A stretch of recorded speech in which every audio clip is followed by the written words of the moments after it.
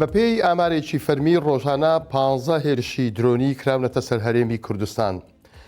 سەیرانگاکانی هەرێمی کوردستان بە هۆی سەردانی گەشتیارانەوە پڕ لە زبڵ و خاشاک بوونە. پەیامنێری 964 لە هەولێر کارێکی جیاوازی ئەنجام داوە. سڵاوتان لێبێت. پێدەچێت لەم شەڕی ئەمریکا و ئێراندا گۆزەکە لەسەری ئێمە وەکو هەرێمی کوردستان شکابێت. ئەوە لە ئامارێکدا دەرئەکەوێت لە ناو هەموو وڵاتانەی بەشداری جەنگەکەنین زۆرترین زیانی گیانی و ماڵی بۆ هەرێمی کوردستان بووە. لە 28 شوباتی ئەم ساڵواتە لە یەکەم ڕۆژی شەڕەکە هەتا 5 ڕۆژ پێش ئێستا لە 20 نیسان لە هەرێمی کوردستان 20 شەهید و 123 بریندارمان هەبووە.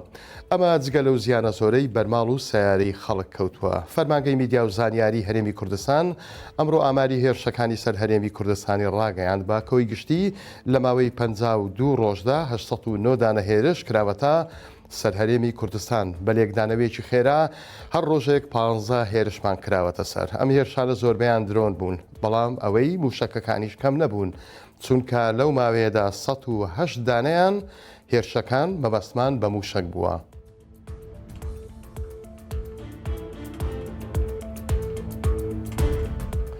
بۆ سێم ڕۆژ لەسەر یەکتیمەکانی شارباژێڕ و دوکان بۆ تەرمی ئەو گەنجە 24 ساڵیە دەگەڕان کە ڕۆژی پێنجشەممە لە ئاوی شاخە سوور لە شارباژێڕ ون بوو.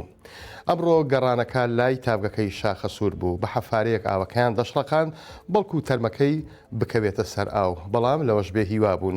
فەرهاد ساڵح قایمقامی قەزای شارباژێڕ بە 964 وت هەموو تیم و پسپۆڕەکان خەریکن بۆ تەرمەکە ئەگەڕێن، بەڵام تا ئێستا هیچیان نەدۆزیوەتەوە بە هیوان لە گۆمەکانی خوار و تر سەرەداوێکیان دەست بکەوێت.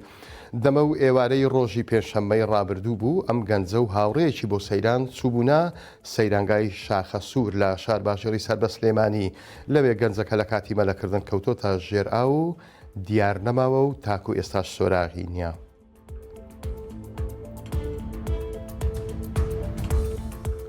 بەخێر و خۆشی گەشت و سەیرانی دوێنێ بەڕێکرا، بەڵام وەک زۆربەی جارەکانی دیکە لە هەندێک شوێن ئەوەی جێ هەڵدرا ژینگەیەکی پیس و پڕ لە پاشماوە و سفرە و قاپی سەفەری بوو. ئەوەی پەیامنێرانی 964 تێبینیان کرد خەڵکێکی زۆر لە پاشخۆیان پاشماوەکانیان دەخستە ناو عەلاگە و کیسی گەورە و فڕێیان دەدان، بەڵام هەندێک کەسی ناقۆڵاش هەبوون دوای ڕۆیشتنەوەیان ئەوەی خراپە بەو ئەرز و ئاوەجوانەیان کردووە. ئەوە دیمەنی هەندێکیانە کە ئێستا ئەیبینن. هەرچەندە وەزارەتی ناوخۆم هەفتەی ڕایگەیاند بوو غرامەی پیسکردنی ژینگە دەگات تا 10 ملیۆن دینار، بەڵام کەسە پیس و پۆخڵەکان نەغرامە و نەویژدانی خۆیان کاری تێنەکرد بوون.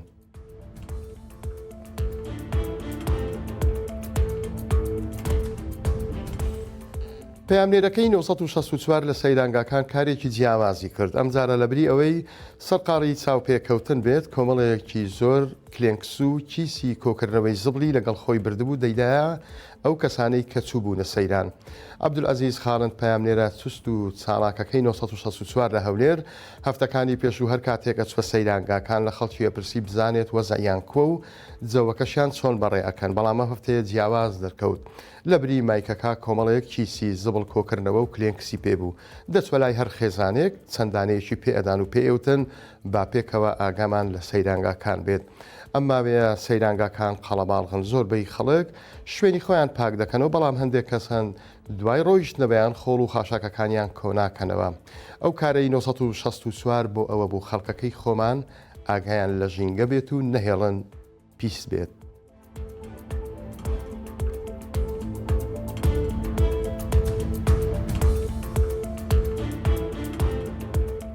ماوەیەک بوو لە بازارەکانی هەرێمی کوردستان نرخی تەماتە زۆر بەرز بووبووە، ینی وای لێ هاتبووکە خەڵک نەتوانێت ئەوها بە ئاسانی تەماتەی دەستکەوێ.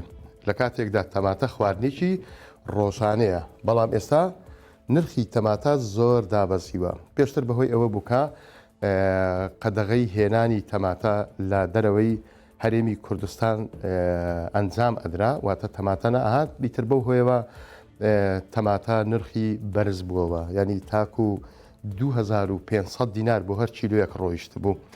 ئەمما بێ بەهۆی پێڕاگەیشتنی تەماتەی خۆماڵی هەروەها هاتنی تەماتە لە ئێرانەوە ئێستا تەماتە نرخی تقریبا 1200 دینار لە هەر کیلۆیەک بۆتەوە. ئەمەش جارێکی دیکە نرخی تەماتەی لە بازارەکاندا وەکو جاران ئاسایی کردەوە. کامەران ئەحمەد هەیە ماوەی 32 ساڵە کاری کرێن و فرۆشتنی تەماتە ئەکا.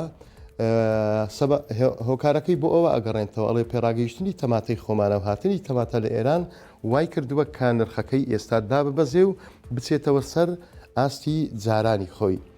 لە ئەلوەی هەولێریش ڕەجەب عەزیز کە ئەنجومەنی ئەلوەیە بە 1964 وتوەکە تەماتە دابەزینی باشی بەخۆ بینیوە و هاتنی تەماتەی ئێرانی و پێڕاگەیشتنی بڕێک تەماتەی خۆمان ئێستا نرخەکەی بە شێوەی جوملا واتە بە شێوەی کۆ لە ئەلوەکان نرخی هەر کیلۆیەکی 600 دینارە.